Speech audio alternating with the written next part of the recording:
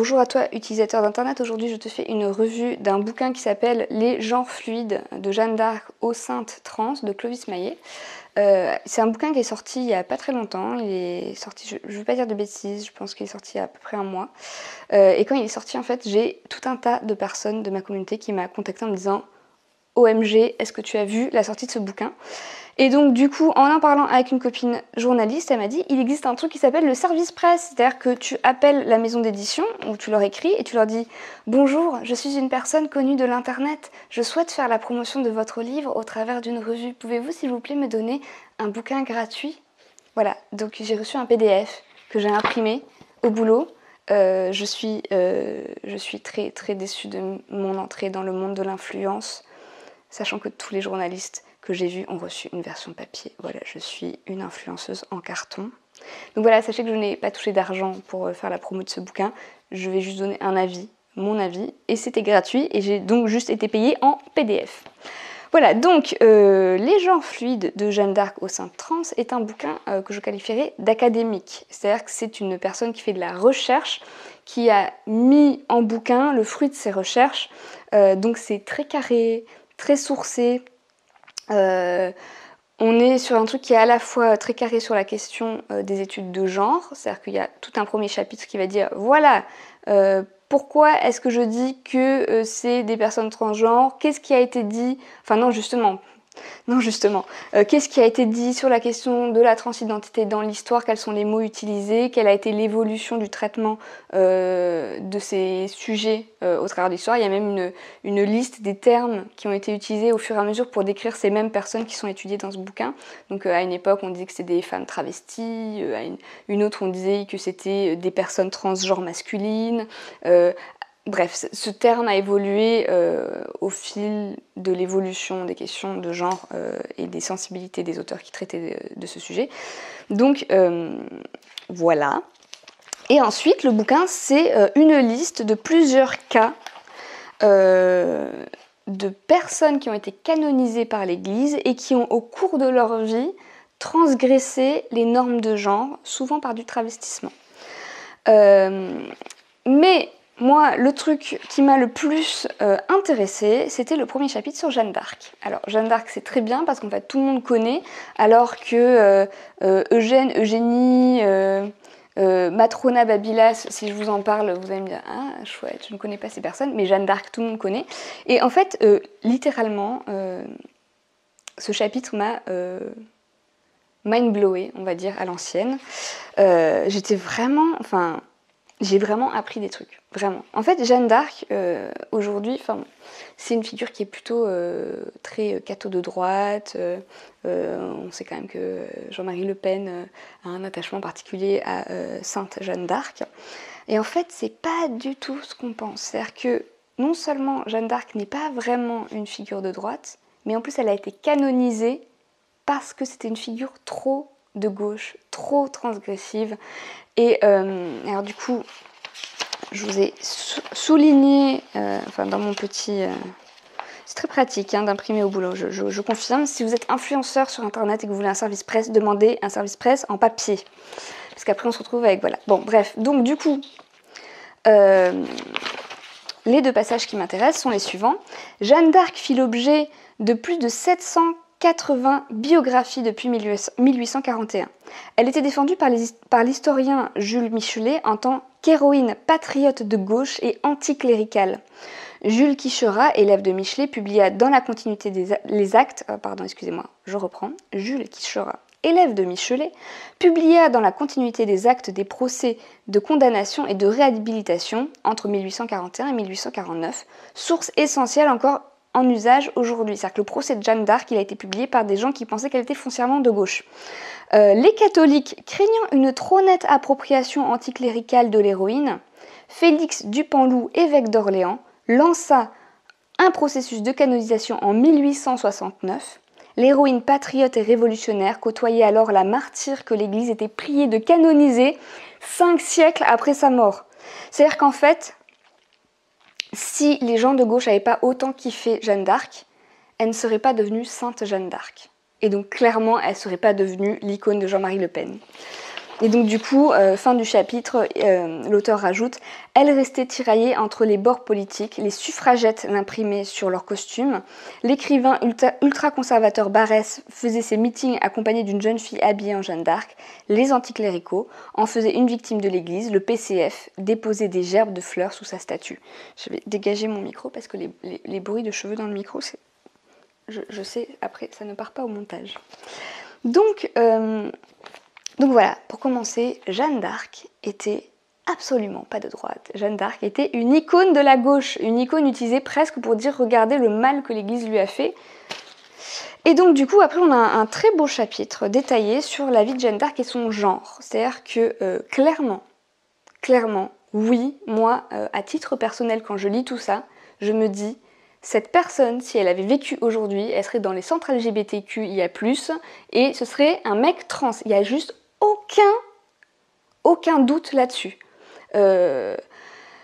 Ou alors une personne non binaire. Enfin, Jeanne d'Arc, c'était vraiment pas du tout la jeune fille pastorale qu'on nous vend. Et même en fait, l'imagerie de Jeanne d'Arc qui s'est développée après sa canonisation et son utilisation, son appropriation par la droite, on l'a féminisée, on en a fait cette espèce de truc très pur, chaste, vierge et très féminin, alors qu'en fait Jeanne d'Arc, ses contemporains la décrivaient comme une meuf moche. Voilà, j'aime beaucoup. Il y avait des histoires sur la façon dont elle s'habillait.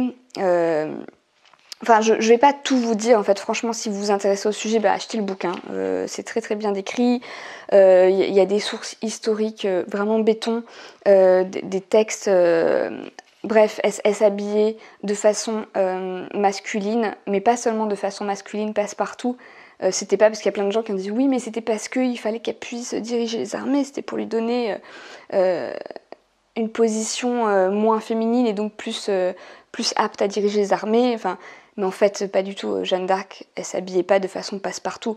Jeanne d'Arc, elle était critiquée parce qu'elle s'habillait de façon outrancière. C'est-à-dire que non seulement elle s'habillait en mec, mais elle s'habillait pas mal en mec. Elle s'habillait comme, je vais pas dire un dandy, parce qu'à l'époque, les dandys, ça n'existait pas, mais vraiment, il y a des descriptions de ces fringues où les gens disaient « Vraiment, Jeanne, tu vas mettre des choses rouges fluo pour aller à la messe ?»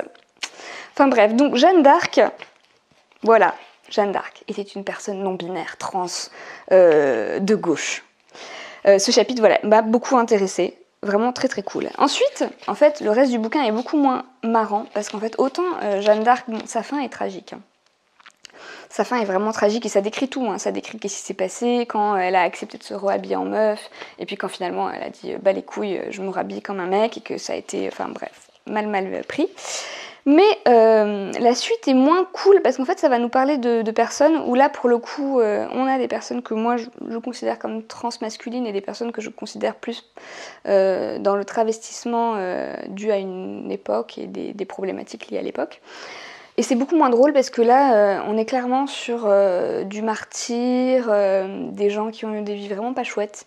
Il y a énormément, mais alors une redondance, voilà, des personnes qui s'habillent en mec, qui sont accusés de viol, qui sont accusés d'être les pères d'enfants illégitimes et qui sont obligés de s'outer et de dire « je peux pas être le père illégitime de cet enfant, c'est pas possible, parce que en fait je suis pas un mec cis ».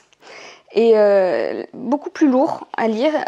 Et alors, il y a un tableau qui a été fait par l'auteur pour donner toutes les mentions répertoriées, donc là on est sur presque de l'exhaustif, donc mention de changement de genre dans les textes hagiographiques. En fait je vais vous le lire, et donc du coup tous ces personnages ne sont pas déclinés dans le livre, hein, il y a seulement les plus documentés et les plus emblématiques qui sont décrits, mais d'abord vous allez voir que ça existait à toute époque, c'est incroyable. Il y a énormément cette redondance de ces histoires d'accusation de viol, il semblerait que ce soit une constante, en tout cas je me dis, on a appris leur existence parce qu'il y a eu ces problèmes-là et que la personne a été obligée de se défendre. Je sais pas, bon bref. Je sais pas dans quelle mesure on a affaire là à un mythe qui s'est transformé et qui a été appliqué à plusieurs cas, parce qu'on a ça dans la mythologie. Hein. Un mythe, par exemple, le mythe de la naissance par une femme vierge, c'est un mythe qu'on retrouve dans plein d'histoires. Donc je me dis, est-ce que le mythe de l'accusation de viol fallacieuse, démontré en disant « Ah, je suis pas un mec cis », est-ce que c'est un truc qui a été reproduit dans l'histoire et calqué sur plein de trucs, ou c'est juste qu'il y a eu une récurrence de ce problème-là ? En tout cas, moi, ça m'interroge aussi sur ce mythe de la fausse accusation de viol, hein, mais bon, bref. Donc, les mentions de changement de genre. Charitine, datation présumée du 1er siècle, datation des sources du 4e siècle. Ayant offert l'hospitalité à l'apôtre Philippe, Charitine suivit l'apôtre en vêtements masculins. Mariamné, Mariam, datation présumée 1er siècle, datation des sources 4e siècle, peut-être. Appelée également des apôtres, Mariamné était la sœur de l'apôtre Philippe. Jésus l'invita à prendre l'habit d'homme pour suivre son frère. J'aime énormément ça, parce que si Jésus a invité une meuf à mettre des habits d'homme, c'est cool. Ensuite, Thècle, contemporaine de Paul, datation des sources environ 206 après Jésus-Christ. Convertie par les paroles de l'apôtre Paul, elle subit le martyre et survécut miraculeusement, proposa à Paul de se couper les cheveux pour le suivre et Paul l'envoya prêcher en habit d'homme. Alors, si vous me connaissez, si vous me suivez, vous savez que je déteste Paul.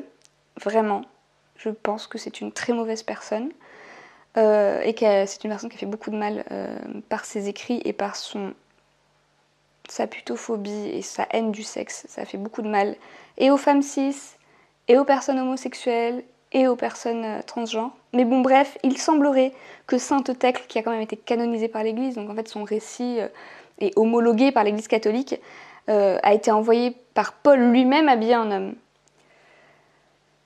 Ce mec avait quand même beaucoup de contradictions.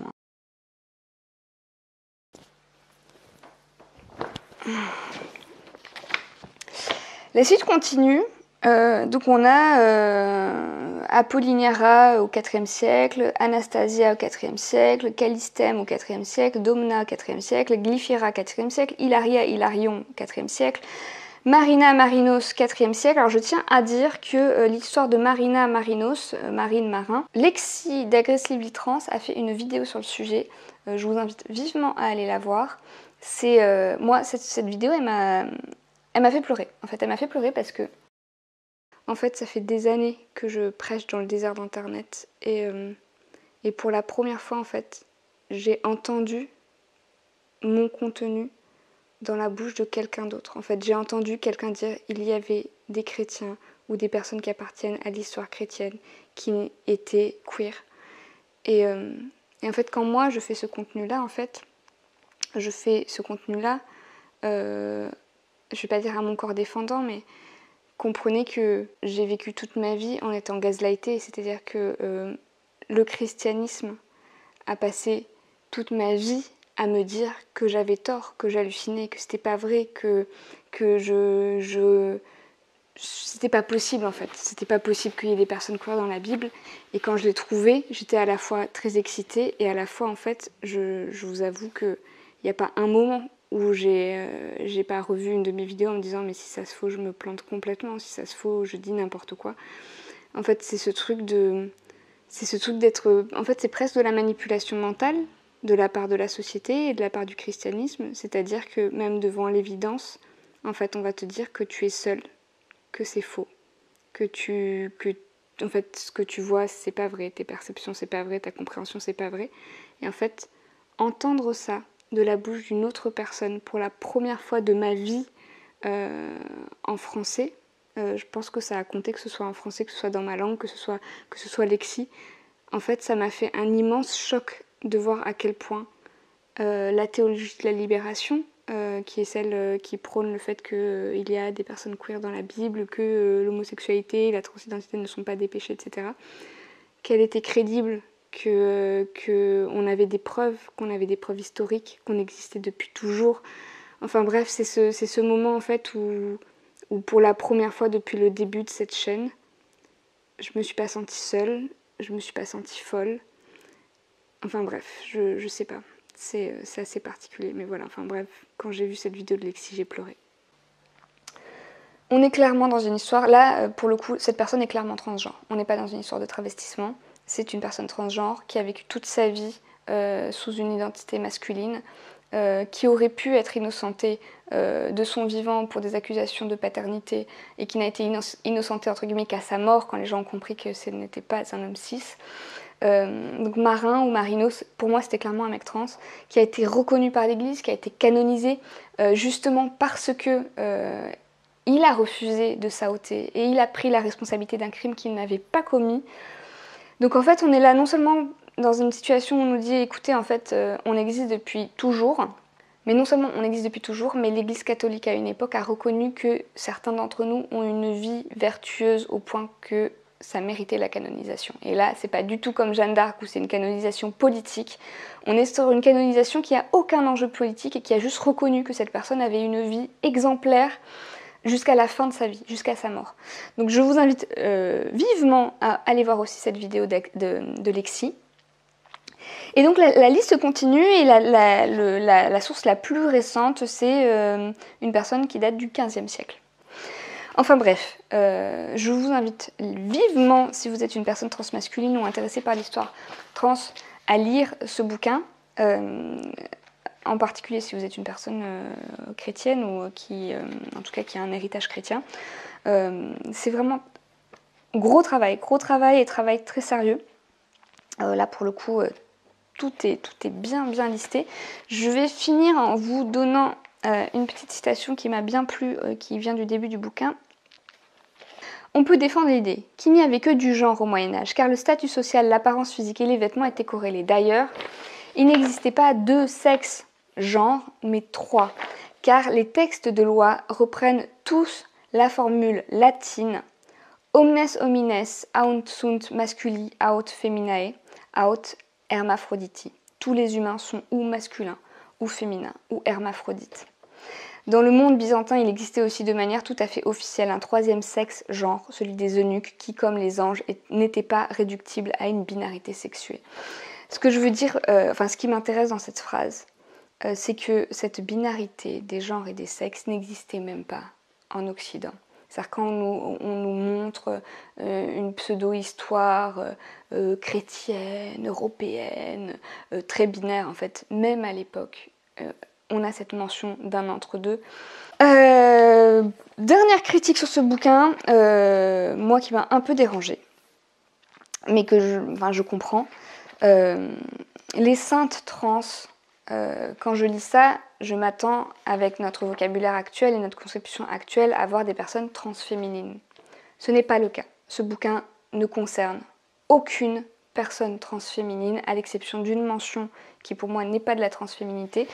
C'est un bouquin sur la transmasculinité, sur les transgressions sur le genre et les vêtements qui ont été commis par des personnes assignées femmes à la naissance. Il n'y a pas de personne transféminine dans ce bouquin. La seule personne dont je vous parle et qui est mentionnée, c'est celle que je retrouve dans ce fameux tableau qui donne toute la liste des personnes mentionnées, où on a Jérôme de Stridon, qui date de avant 373. Pour le confondre, des diacres jaloux mirent une robe féminine, dans la chambre de Jérôme. Il la porta pour aller à la messe et devint ermite pour fuir la méchanceté des hommes. On n'est pas dans une personne transféminine, on est dans une féminisation de force qui a un but d'humiliation. Donc on est aux antipodes clairement de la personne qui est une femme trans. C'est un manque que je trouve, et je ne sais pas comment l'expliquer. Je ne sais pas pourquoi est-ce qu'on ne trouve pas de traces de personnes transféminines dans les personnes canonisées par l'Église. C'est quelque chose qui manque. C'est quelque chose que j'aimerais qu'on trouve. On peut pas, autant trouver des personnes transféminines dans l'histoire, on en trouve, parce qu'en fait, comme les personnes trans existent depuis toujours et que les personnes transféminines existent depuis toujours, forcément on en trouve. Après, les personnes qui sont canonisées par l'Église, c'est quand même très particulier. Même si je sais que l'Église catholique n'a pas été aussi dure et conservatrice sur la question du genre à travers son histoire, il semblerait qu'il n'y ait pas, soit de façon documentée, des personnes transféminines qui étaient canonisées parce qu'il n'y a pas eu de canonisation, soit que ces personnes sont passées sous le radar. Et c'est possible. Ça, c'est possible qu'en fait on ait des saintes qui étaient canonisées et je ne sais pas par quel miracle ont réussi à être très discrètes et à ne jamais être trahies pour que les gens disent « Ah, mais en fait, non !»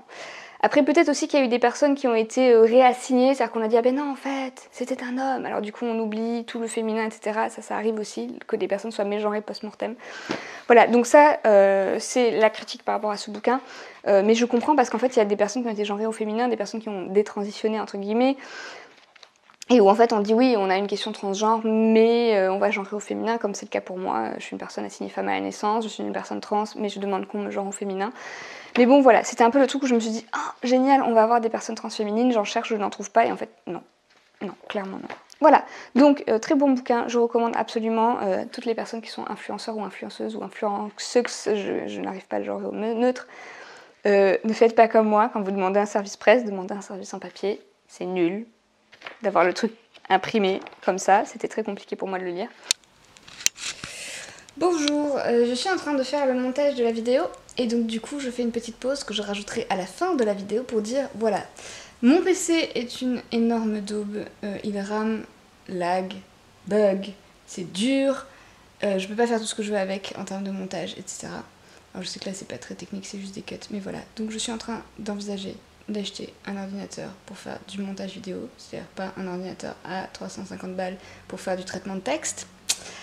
Et donc du coup j'ai mis une cagnotte en ligne si tu veux soutenir mon travail. Alors j'ai vu que déjà il y avait des gens qui avaient donné, merci infiniment. Normalement j'ai l'option de vous envoyer un petit mail à chacun, je vais pas tarder à le faire, un jour, probablement, voilà. Donc si tu as envie de soutenir cet achat d'un ordinateur pour que je puisse arrêter de faire une crise de nerfs à chaque fois que je fais un montage et à chaque fois que je l'allume en fait basiquement parce qu'il rame et il bug comme c'est pas possible, voilà, tu peux m'aider, merci.